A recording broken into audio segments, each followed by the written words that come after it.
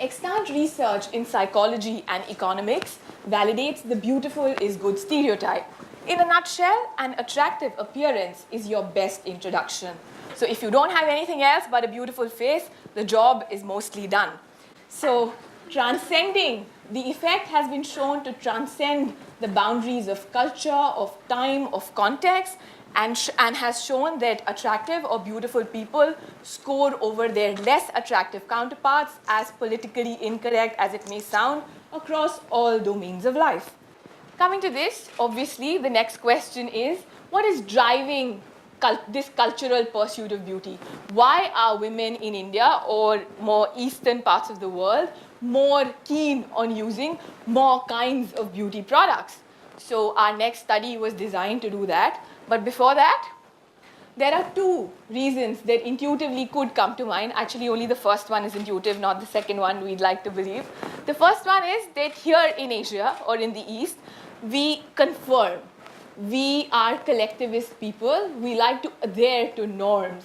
We like to live up to the expectations of society. So that's one argument, a conformity to norms-based argument. The society expects me to look beautiful, therefore I will. However, even women who do not toe the line or do not want to toe the line to the expectations of society still want to look beautiful. And I would like to count myself in that group. So what is the reason that I am being driven to do that? The other explanation that psychology provides is a cognitive argument, which is based on differences in information processing. Extant research in social psychology, actually cognitive psychology, tells us that Easterners notice more details about any given scene. It's a difference in information processing. When presented with any particular stimulus, Easterners notice up to 60% more detail about that particular scene. And hence, we argue that when we, Easterners or Asians, meet an individual, meet a beautiful individual, we tend to notice more details about them. You know, sharp nose, big eyes, arched eyebrows, well-defined jaw, full lips, so on and so forth. And hence, our definition of beauty is a lot longer, is a lot more detailed.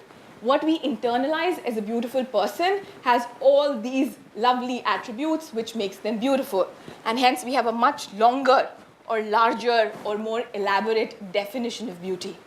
Culture drives differences in information processing. We tend to notice more and hence have a more elaborate or more extensive or more comprehensive definition of beauty.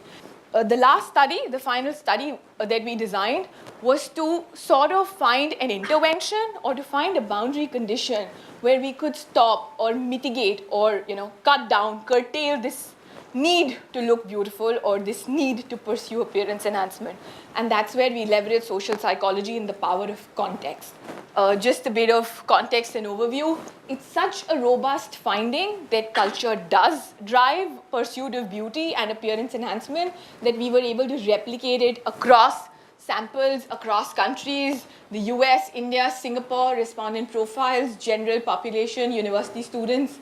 Experimental research is often sort of short down because it is very restrictive and small. So we made sure that this was across the board. And as Unilever says it, we really found some human truths in there because it was so beautifully replicated across samples, across measurement techniques. We did this cross-culturally. We measured, manipulated definition of beauty standards. We generated them, we manipulated them, and got all the same results.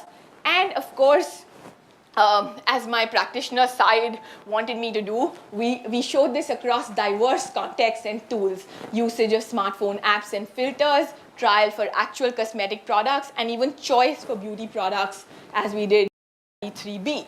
So why and to whom does it matter? I've sort of gloated enough about this already. It matters to managers and business leaders, so they know how to do even better in Asia, a part of the world that is actually driving growth for luxury and for beauty products. It matters to policy makers. How do we get some of the women, at least, out of the rut to do more about beauty? And of course, it matters to consumer researchers because despite beauty being such a big phenomena across the world, there's very little interesting research that exists about this. So that's all I have to say. Would love to hear your thoughts.